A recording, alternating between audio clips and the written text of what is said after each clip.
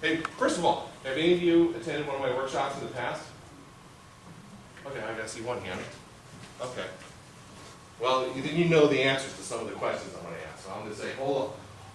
Rather than yell out the answers, let everybody else have an opportunity. Okay, I approach this from a very, very common sense point of view. So I'm going to ask the question. Don't give me legal answers. Give me a common sense type of response. Why do clients sue? Money? Somebody to blame? Somebody to blame. Because they can. Because they can. They're upset. They're upset. Good answer. Why are they upset? They didn't get what they wanted. They didn't get what they wanted. Financial hardship. Financial hardship. Can that be summarized in one word? Yeah. Surprise! Surprise! The clients are led to believe that things are going to work out one way, and they work out another.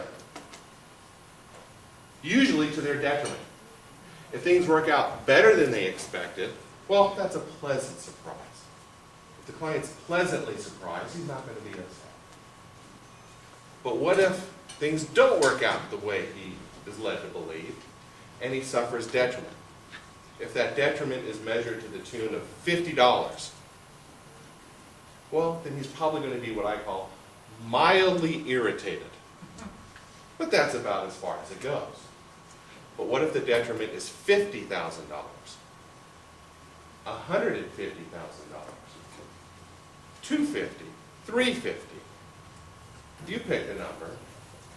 But as that number goes up, surprise! And you got somebody mad. The larger the detriment, the greater the anger, the greater the likelihood that they're going to walk into a lawyer's office and say, I'm mad, I want to sue. Right? Kind of makes sense, common sense. So what you've got to strive to do in a short sale is avoid client surprise. And I'll tell you, ladies and gentlemen, that goes a long way towards having a successful real estate practice, is avoiding client surprise. That should be your primary focus in any transaction, is avoiding client surprise. So what I'm going to talk about today is what is really happening in a short sale. What is a short sale? What's the difference between a short sale and a regular sale? What are the laws that apply in this setting? Credit, I'm going to talk about credit. Some of the legal problems that are presently arising in today's real estate market, having to do with lenders. I'm going to cover all that.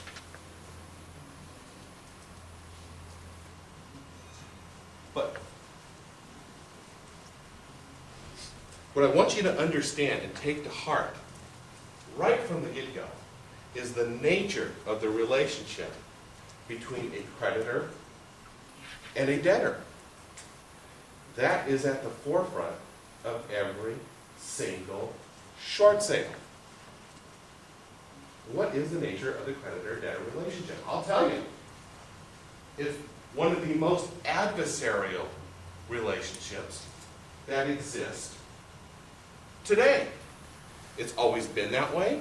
It's that way today. It will always be that way. Why is it adversarial? You don't pay a creditor, bad things happen. Just that simple. You have a contract. You don't pay that creditor, you're in breach of contract. The homeowner doesn't pay on his home loan. He's in breach of contract. He's the bad guy. People are losing sight of that in the short sale market. You don't pay, the homeowner will be confronted by that lender. That confrontation usually starts with a phone call or two or three or four. Then it evolves to letters.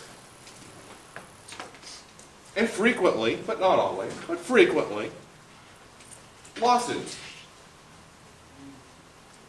When a borrower does not voluntarily pay his creditor, what alternatives is he leaving that creditor to collect his money? What alternatives does that lender have? There's 4 alternatives. If there's collateral, repossession. Sue. The creditor can do a combination of the two. Repossess and sue. Or 4, he can walk away. Now you don't see option number 4 very often. So usually, when the borrower stops paying on any loan, I don't care if it's an auto loan, credit card, home loan, the creditor starts looking at the transaction and saying, how am I going to fare if I sue? How am I going to fare if I repossess? How am I going to fare if I do both? That is your client's world in a short sale. That's what he's dealing with. His relationship, his or her relationship with his lender is adversarial. Don't for a minute think that it's not. That's where things start going bad. Kind of makes sense, right? Common sense goes a long way in these transactions. Okay?